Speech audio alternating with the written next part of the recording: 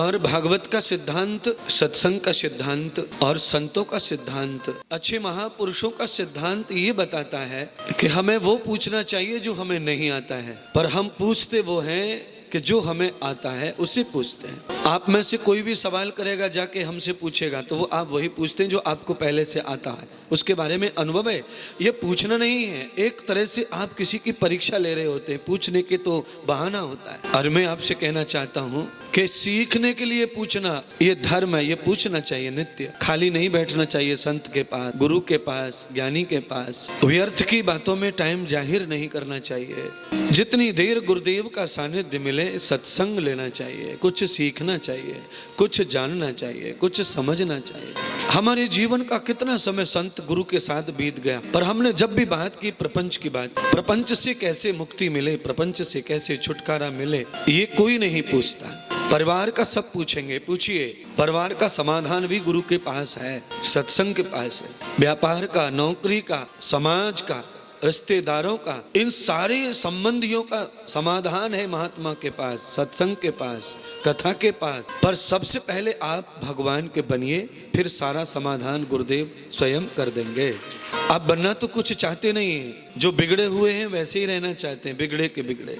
मुफ्त का कुछ ज्ञान आपको मिले वो काम नहीं आएगा, इसलिए मुफ्त का ज्ञान नहीं लेना। ज्ञान हमेशा पुरुषार्थ का लेना, परिश्रम का, जिसमें भक्ति हो, श्रद्धा हो, जिसमें चाहत हो, तृष्णा हो, भूख हो, वो ज्ञान हमारे काम आता है, हमें धन्य करता है, हमें कृतार्थ करता है, हमें महान बनाता है, हमें सिखाता है, हमें विद्यार्थी बनाता है। आप सबकी ऐसी बुद्धि हो जाए जैसी मैं चाहता हूँ आपके कल्याण के लिए। आप दिन भर व्यापार कीजिए, दिन भर धंधा कीजिए, दिन भर पैसे कमाइए, दिन भर परिवार कीजिए, पर परिवार को कभी तो ऐसा अपने आप से थोड़ा डिलीट कीजिए, थोड़ा अलग कीजिए। देखिए कई लोग नौकरी जाते हैं ऑफिस में, ऑफिस से घर आ जाते हैं तो घर पे आकर के ऑफिस को डिलीट कर देते हैं, पत्नी के साथ बोलते हैं, बच्चों से बोलते हैं, मेहमानों से बोलते हैं, घर के कुछ काम है, बाजार जाते हैं, सब्जी लाते हैं, कपड़े खरीदते हैं और कई काम करते हैं, मरे में जाते हैं, ब्याह में जाते हैं, सगाइयों में जाते हैं।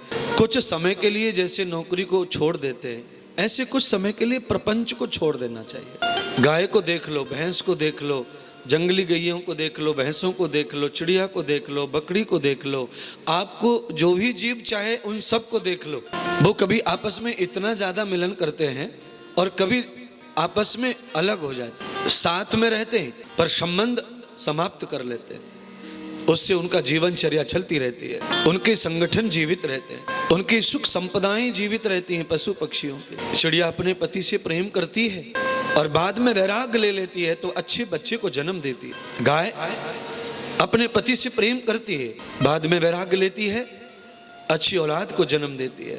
ये दिनचर्या हम रात भर देखते हैं, दिन भर देखते हैं, बाजार में, खेत में, खलियान में, जंगल में, हमारे सामने कितने पशु पक्षी प्रजनन करते हैं, कितने लोग मिलन करते हैं, हम उनसे कुछ नहीं सीखते हैं। हमारे खाने की पद्धति उनकी जैसी नहीं है, उनसे गिरी हुई हमारे जीने का श्रृंगार, हमारे जीने की पद्धति आज ऐसी है जिससे कि हम अंदर से व्यथित है, परेशान है, क्लेश में। और मेरी खुद की मान्यता है कि आप क्लेश मुक्त हो जाएं।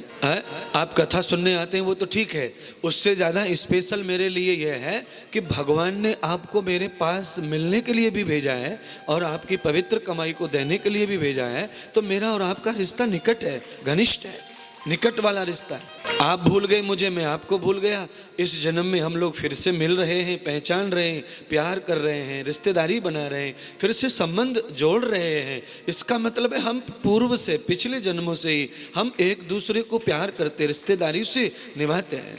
बिछड़ गए फिर मिल गए। और भाई मैं अपने रिश्तेदारों का, अपने वालों का मैं क्यों नुकसान करूंगा, मैं तो अच्छा करूंगा। मेरी तो वही परिश्रम, वही मेहनत है, चाहे मैं दर्शन को बैठूं, चाहे मैं यात्रा में रहूं, चाहे मैं कथा में रहूं, चाहे अकेले से मिलूं, चाहे आप सब से मिलूं। मेरा निरंतर एक उद्देश्य है कि जो भी द्वार आया है वो पवित्र द्वार वाला हो जाए, उसके द्वार भगवान आते जाते रहे, राम जी आते जाते रहे। आप सबके द्वार पर शराबी, कबाबी, गंदे, लुच्चे, लफंगे सब आते हैं, पर कभी कभी सज्जन भी तो द्वार पर आने चाहिए ना। आचार्य आए, साधु आए, कभी द्वार ऐसा भी खुले, कभी द्वार पर ऐसे भी सजे कि कोई साधु आए, कोई महात्मा आए, कोई गुरुदेव आए, कभी ऐसा भी तो हो। जिन रिश्तेदारों से दिल नहीं मिलता वो दरवाजे पे आ जाए तो आने का क्या फायदा बताओ।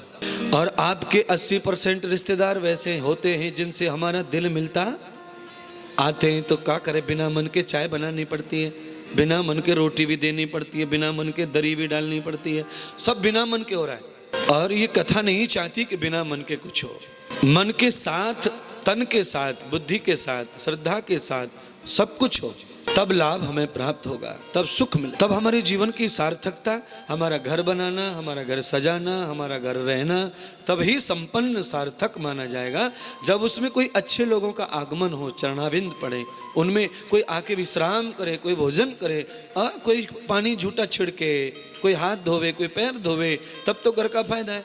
वही वही वही वही वही निकम्मे लोग, लड़ाई वाले लोग, झगड़े वाले लोग, वही वही गंदे लोग, घर में अशांति फैलती है, घर में क्लेश फैलता है, घर में बेचैनी पैदा होती है, घर में अशांति पैदा होती है।